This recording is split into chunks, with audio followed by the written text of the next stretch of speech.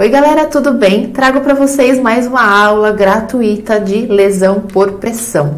Eu sou Lígia Carvalheiro, sou professora de enfermagem e SUS para concursos, dou aula em algumas escolas, também faço mentorias particular e aqui abaixo do vídeo você pode ter contato comigo diretamente, se for do seu interesse. Tudo bem? Acompanhe até o fim, tá bastante especial essa aula para vocês. Presta atenção. Lesão por pressão. Primeiro ponto que costuma cair na sua prova é a mudança do termo, tá?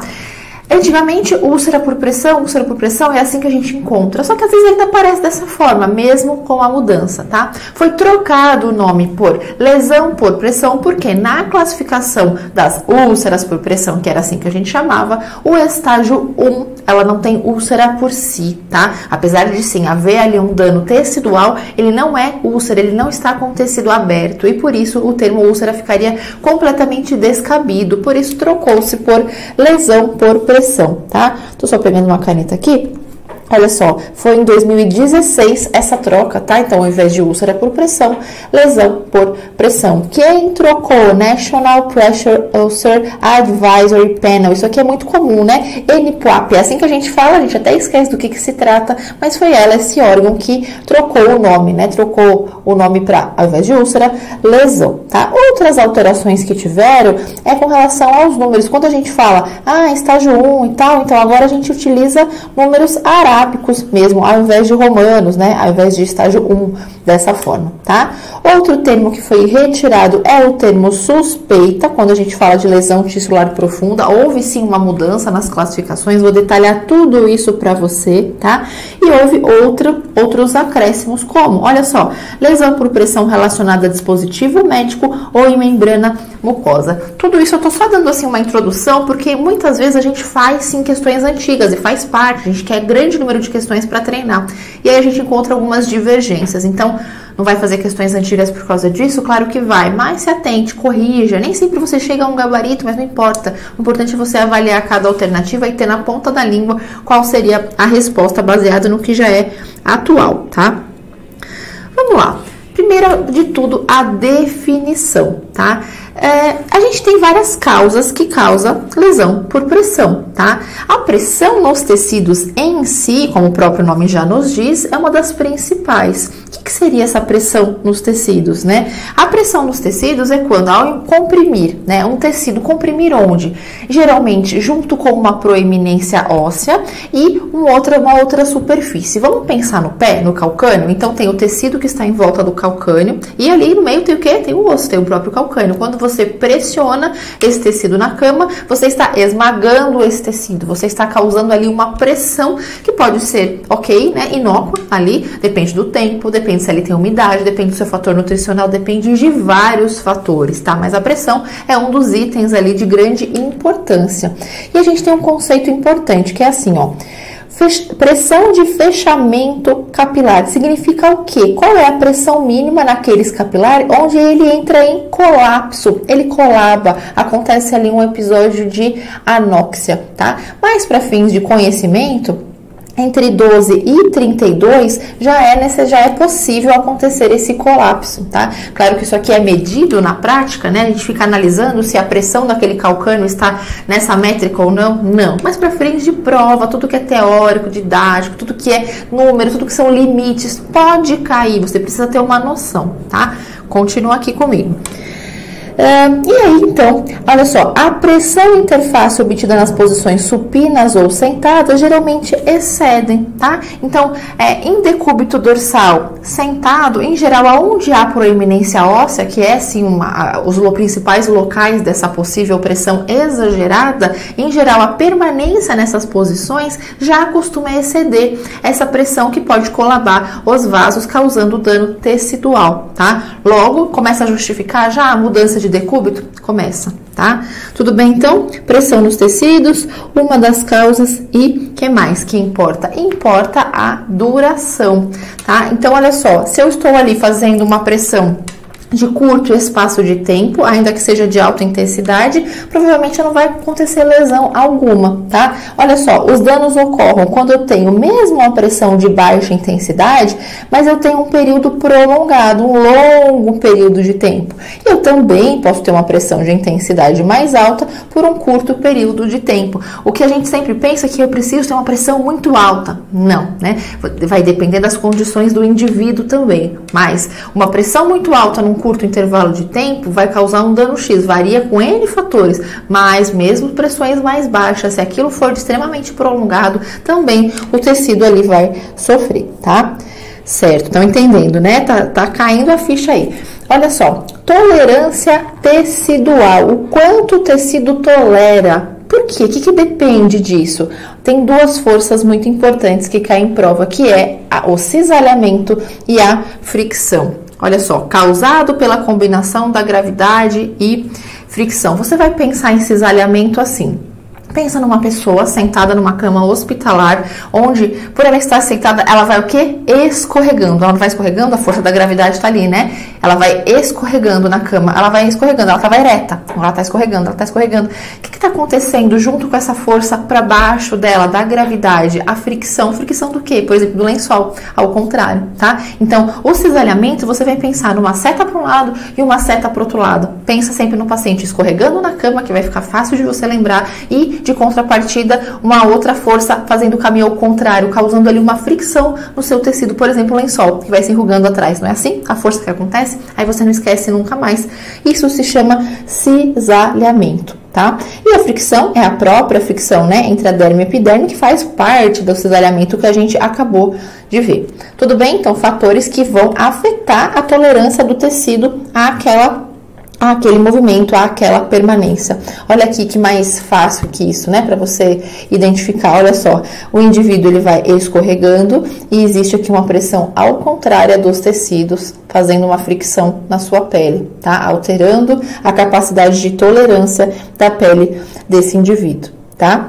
Outros fatores que alteram a tolerância tecidual, além da fricção e do cisalhamento, é a umidade. Locais mais úmidos estão mais propensos à lesão. Então, pensa no paciente com incontinência, tá? Pensa em regiões mais úmidas porque o paciente, de repente, é obeso. Pós-banho mesmo, secou ou não secou direito, próximo da genitália, pode ficar mais úmido. Então, observar essas localidades, dá ao enfermeiro condições de avaliar regiões mais propensas, mais vulneráveis, tá? Também a questão metabólica e nutricional, se há uma baixa quantidade de albumina, deficiência de importantes vitaminas, anemia, tudo isso vai causar debilidade tecidual nessa tolerância, prejudicando a tolerância desse tecido, aumentando o risco, né, de acontecer uma lesão. Outro ponto que está classificado dessa forma pela literatura é a própria idade. A idade avançada, quanto maior a idade, menor a tolerância do tecido. Obviamente, né? Pensa numa pessoa extremamente idosa, imagina o braço dessa pessoa extremamente idosa, só para ficar muito simples. É uma pele mais fina, com menor tecido subcutâneo, uma pele que se rompe com muito mais facilidade, comparado com uma outra qualquer, como a sua, tá? Agora, pensa tudo isso associado com um fator nutricional ruim, associado com falta de vitaminas, associado com fricção, com cisalhamento, associado com umidade. O que vai acontecer? Uma lesão nessa pele. Tudo bem? Tranquilo? Então tá, agora você já sabe várias causas e a gente já está terminando as causas para começar a identificar como que é essa lesão. Olha só, outra possível causa associada, e veja que não é única, uma tá de mão dada com a outra, tem pessoas que têm vários desses fatores, algumas menos, tá? É a hipotensão. Tá? A hipotensão faz com que os vasos se ocluem com maior facilidade, mesmo com pressão menor, favorecendo a lesão.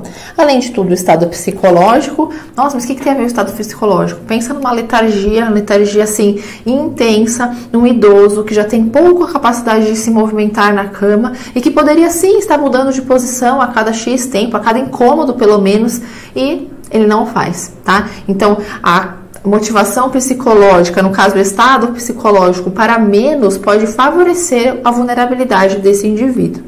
E fumo também alterando toda a constituição cutânea e tolerância da pele. O que mais? temperatura corporal elevada, onde favorece a anóxia tecidual, procedimentos cirúrgicos prolongados, que vai permanecer o corpo ali numa posição imóvel por mais tempo, e aqui já entra a importância dos coxins. O que são coxins? São espumas ou outros dispositivos que vão liberar proeminências ósseas. Então, eu estou com um paciente deitado numa cirurgia prolongada por muito tempo, as pernas esticadas, então aquele calcânio está pressionando lá no lençol. Então, coloca um coxim, um dispositivo que vai embaixo aqui, acima do calcânio embaixo da perna, onde vai elevar discretamente esse calcânio, outro coxim embaixo da dobra do joelho para não ter uma hiperextensão dessa perna desse paciente. Então, são dispositivos de conforto, de prevenção também de lesões. Incontinência fecal urinária, pensando aqui o foco na umidade, também na possibilidade de infecção, e outros diagnósticos que podem, por exemplo, atrapalhar a microcirculação local, movimentação e etc, tá?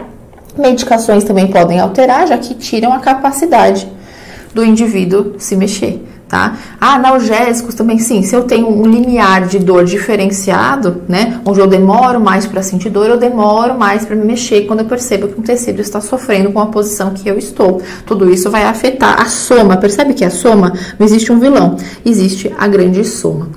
Olha só os principais pontos de pressão, olha aqui comigo. Occipital, escápula, sacral, ombro, calcânio, joelho, trocânter. Não precisa decorar, você precisa imaginar o indivíduo deitado de frente, ou seja, decúbito dorsal, de lado, decúbito lateral, e imaginar quais são as proeminências ósseas que ficam mais evidentes. Até mesmo orelha. Meu osso é cartilagem? Sim, mas pode haver lesão por pressão em regiões da orelha. Tudo que fica pressionado de acordo com a posição desse paciente é onde tem o risco maior potencial de lesão, tá?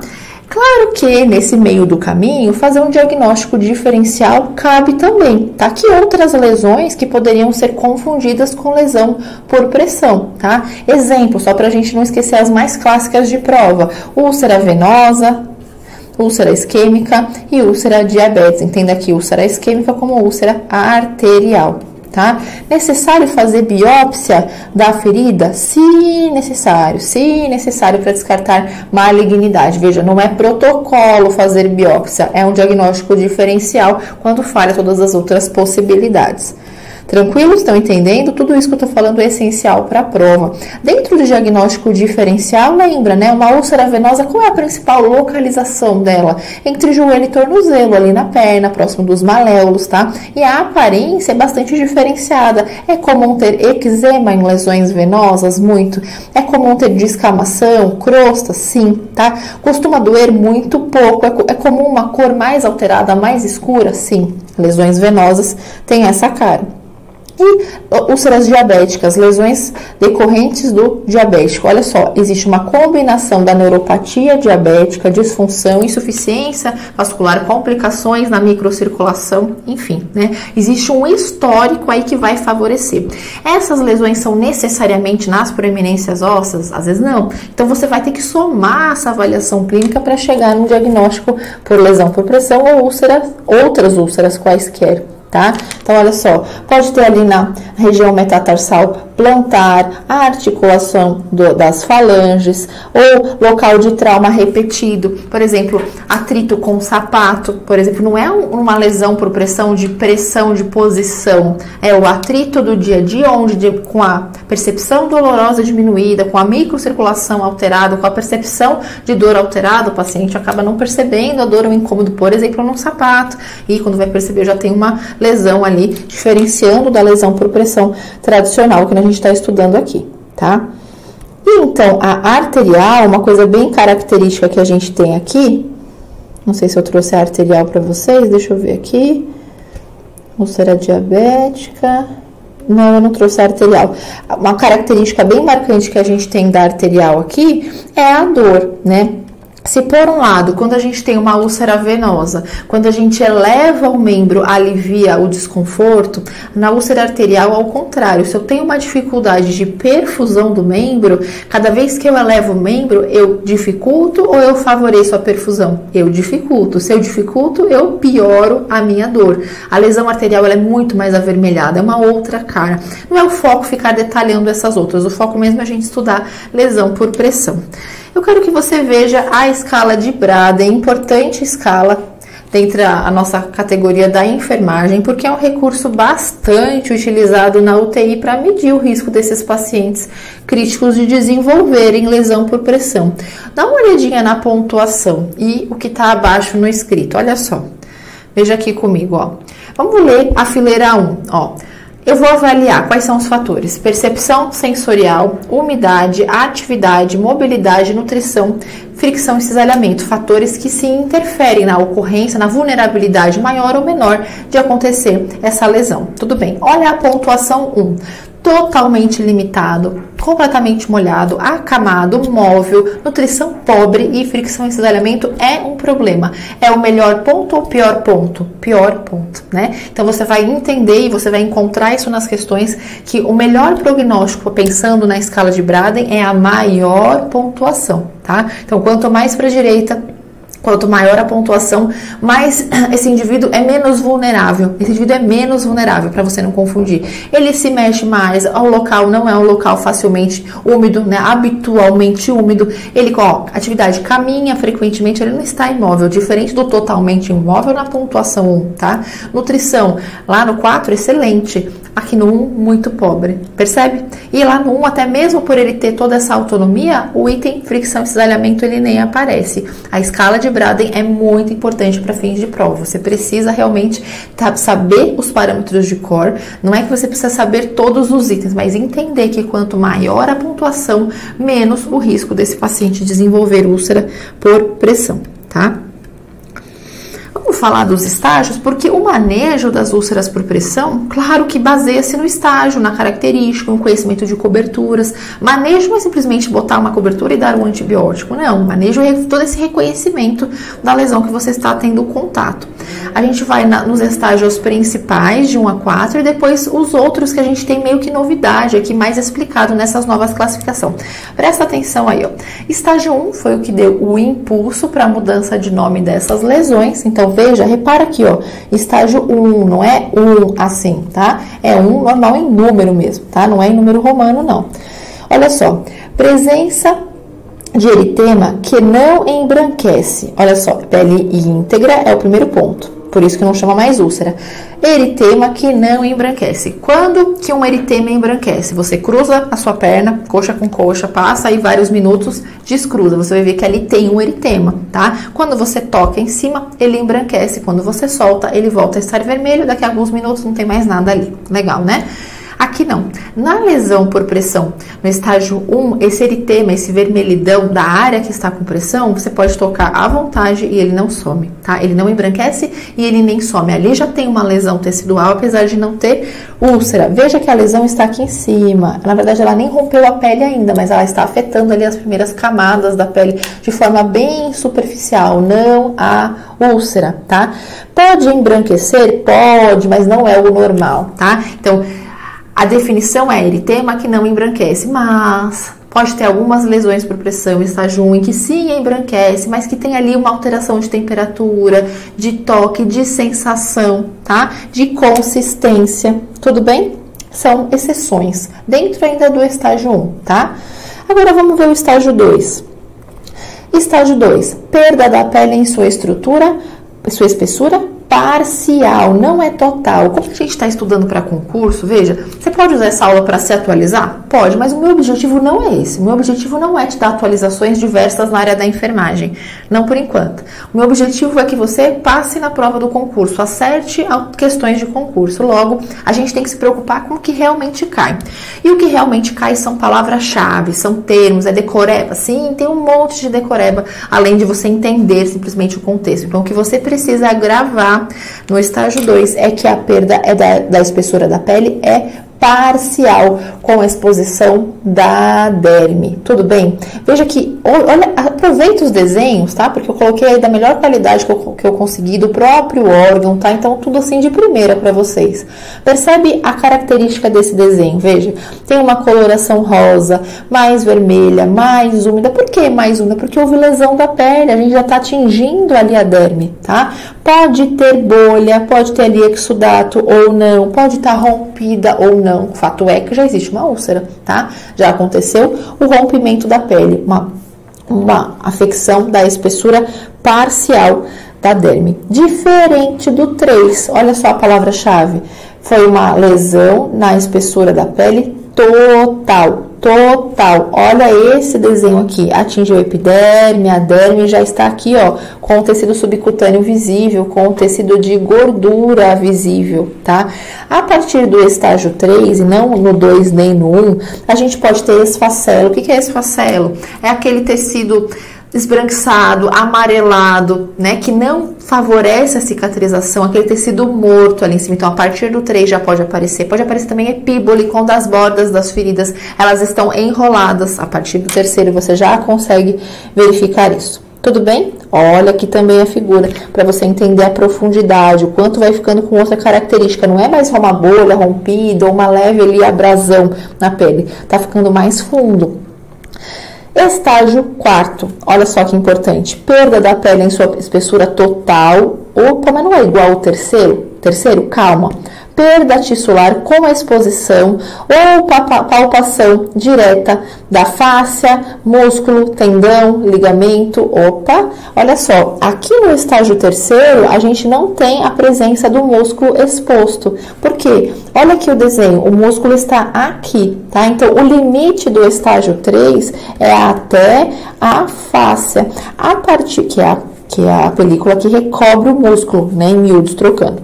Agora, a partir do estágio 4, olha aqui o desenho, já está no músculo, pode estar no músculo, então pode ter exposição do músculo, de tendões, exposição óssea, tá? Túneis, a ferida é muito mais profunda a partir do estágio 4. Então, o que você vai gravar? Que você tem ali visualização da fáscia, músculo, tendão, ligamento, tá? Da mesma forma, também pode ter esfacelo, também pode ter epíbole, também aqui, por ser mais profundo, pode ter túnel, tá? Tem uma observação muito importante para fazer para você aqui, ó. O que é escara, para começar? Antigamente, escara era sinônimo de úlcera por pressão, porque nem tinha o termo lesão por pressão. Hoje, o que é escara? Escara é aquela necrose, é aquele tecido seco, tudo bem? Então, essa palavra sumiu do mapa? Não, ela foi reclassificada. Existe ali uma restrição ao seu uso. Tudo bem. Quando o esfacelo, aquele tecido amarelado, molengo, né, desvitalizado, ou a escara prejudica você identificar o que tem a classificação dessa ferida, a gente classifica como lesão por pressão não classificável. Então, veja, eu não consigo identificar a profundidade dessa escala, dessa lesão, por causa da escara, por causa do esfacelo que ali tem, tá? Ah, mas aqui não pode ter? Então, como é que eu vou saber se eu estou conseguindo ou não? Eu posso ter pontos de esfacelo, eu posso ter pontos de escara, né? De necrose seca ali.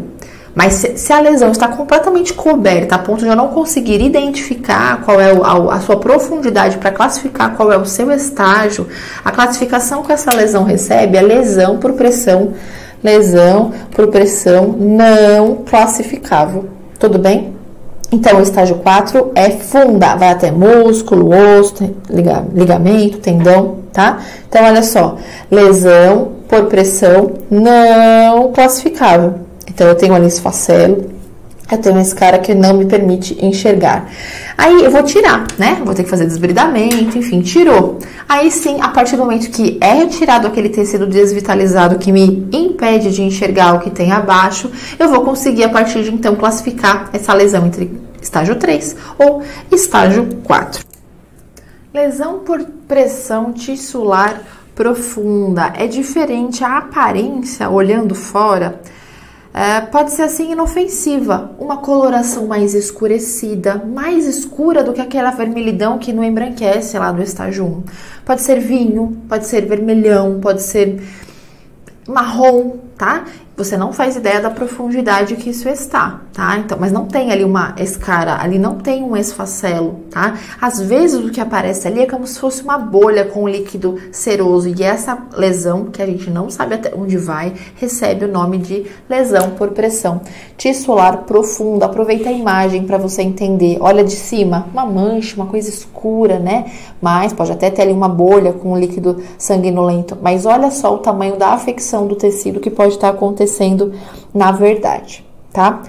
Outras classificações para encerrar, fechar a questão das classificações é a lesão por pressão relacionada a dispositivo médico. Veja que aqui a gente trata de algumas causas, né, ao mesmo tempo, porque quando a gente pensa de lesão por pressão relacionada a dispositivo médico, é quando eu estou utilizando ali, identificando a etiologia para classificar essa lesão, né? Um dispositivo para fim diagnóstico, para fim terapêutico, por exemplo, uma gastrostomia que está apoiada na pele perigastro, né, pressionando sem nenhuma proteção do tecido, pode causar uma lesão local ali, tá? Outro tipo, lesão por pressão em membrana mucosa.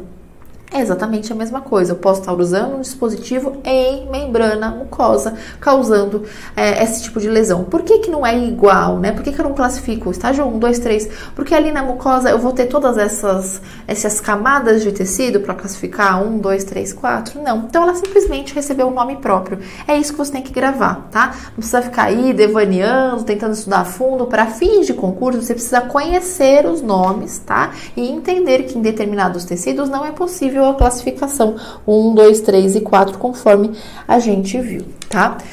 A avaliação é um tema que eu vou deixar para a parte 2 desse vídeo, tá? Para não ficar extremamente longo. Continua assistindo, parte 2 a gente vai encerrar, então, nesse segundo vídeo o assunto, e você vai ter, sim, uma munição para realizar questões diversas dentro desse assunto nos bancos de questões. Me conta aqui abaixo a sua opinião, o que você acha que faltou, e eu vou trabalhando em cima disso para entregar um material cada vez melhor.